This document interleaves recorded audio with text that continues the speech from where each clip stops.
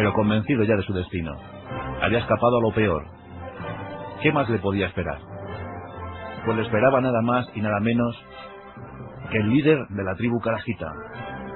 Los Karahitas eran también estupendos guerreros y por aquel entonces era la tribu más numerosa. La tribu más numerosa y más poderosa. Allí estaba Tobruk Khan. Tobruk Khan vio de buen grado la llegada de Temujin. Y Tobruk le ofreció nada más y nada menos que la mano de su hija Bortu. Y Bortu era hermosa, Bortu era inteligente, y Bortu le dio 4 hijos que después gobernarían el imperio mongol. Y siempre estuvo con ella, y con sus 4 herederos. Nada más y nada menos que 4. Yuri, Yagadai, Ogodai y Tuli. 4 gobernantes fantásticos. La boda fue basada en un antiguo ritual. El novio debía interpretar una parafernalia más o menos que venía a decir que intentaría raptar a la novia a costa de lo que fuera, incluso enfrentándose a los parientes y criados de la princesa. Y así bailaron y danzaron durante toda la noche. Y al final, Temujin se unió a Bortu y los dos se amaron. Temujin tenía 17 años.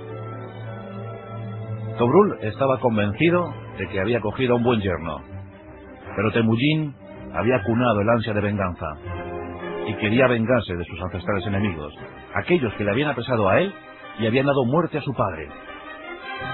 Pero Tobruk tenía otras ambiciones, tenía muchos enemigos cercanos, y el joven Temujin se ofrece para ponerse al frente de la tropa mongol.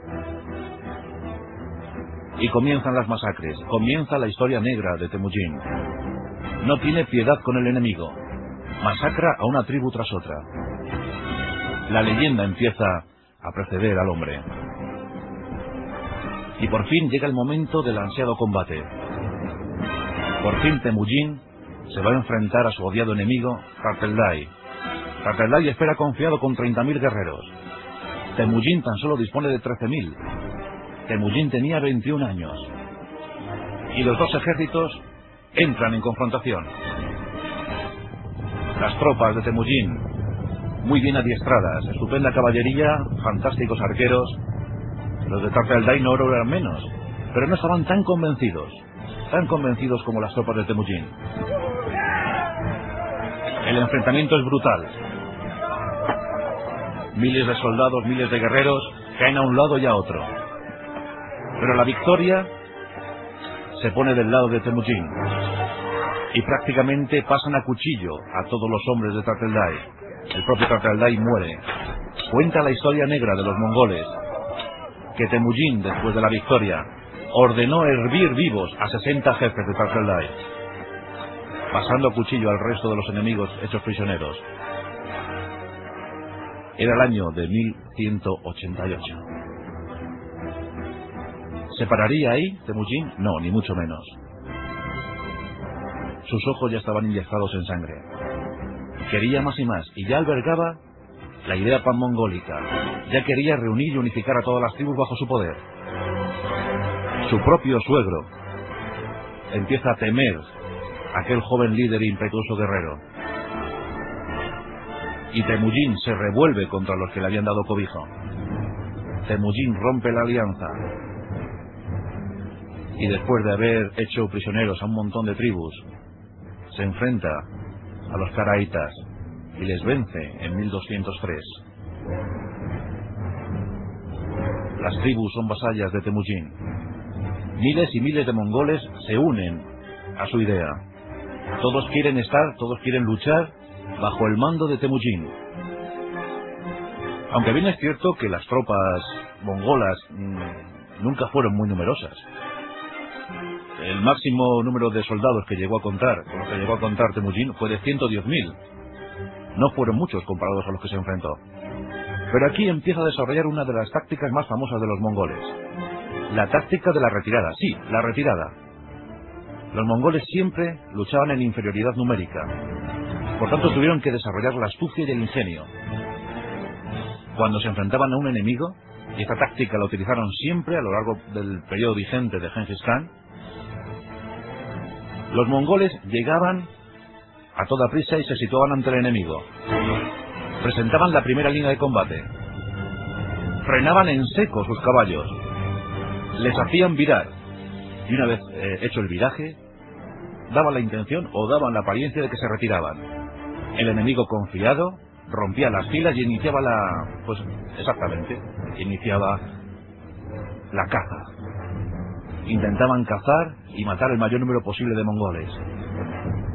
Pero cuando ya les tenían bastante cansados, y hay que decir que los mongoles eran expertos en la marcha, los mongoles volvían a girar sobre sí mismos, lanzaban una nube de flechas, eran los mejores arqueros, y una vez que habían desconcertado al enemigo, entonces sí, iniciaba la embestida.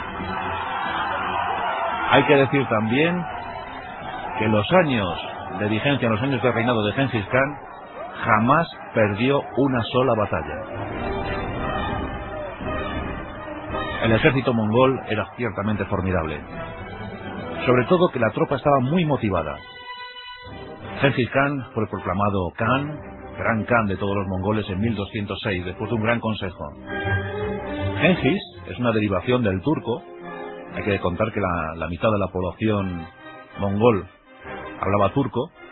Pues Gengis significa océano, por tanto Gengis Khan debe ser considerado como señor de todos los océanos, emperador de los mongoles. Las antiguas tradiciones de los mongoles hablaban de que la tierra era una vasta llanura, rodeada por inmensos océanos. Por tanto, Gengis Khan, señor de todos los océanos. Era el año 1206. Y Temujin ya reinaba sobre todos. ¿Qué pasaría ahora? La treintena de tribus mongolas estaban ya unificadas, bajo su dominio. ¿Dónde estarían las nuevas aspiraciones, las nuevas ambiciones de Gengis Khan? Lo primero, había que adiestrar un gran ejército. Creó un código de leyes, el Yasa.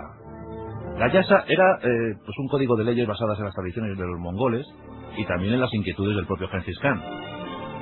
Vamos, un auténtico código civil y militar. La población masculina estaba permanentemente movilizada. Los mongoles eran reclutados entre los 15 y los 70 años. Y las mujeres, curiosamente, tenían mucha importancia para lo que era la época. Gengis Khan sabía que su pueblo no había subido al carro del progreso, pero eso no quitaba para que respetara profundamente a las mujeres, posiblemente gracias a su madre. Las mujeres, por ejemplo, en el Imperio Mongol tenían derecho a la propiedad privada y también tenían la facultad de poder luchar. Eran excelentes arqueras, eran amazonas también. O sea que Gengis Khan siempre dio un buen trato a las mujeres, no como en otras potencias, por ejemplo, europeas. El ejército era muy disciplinado. Había estupendos pactos de sangre y hermandad. Un guerrero hacía un pacto de sangre con el otro, y los dos lucharían hasta el fin, se ayudarían unos a otros. Gengis Khan creó una guardia personal de más de 10.000 hombres. Los mejores, los seleccionados, la mejor caballería, los mejores arqueros. Esos conformaban la guardia pretoriana de Gengis Khan.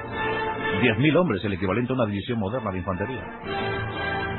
Y en esos 10.000 hombres estaban los hijos, nietos, hermanos de sus mejores generales. Era una forma también de procurar su confianza y su lealtad.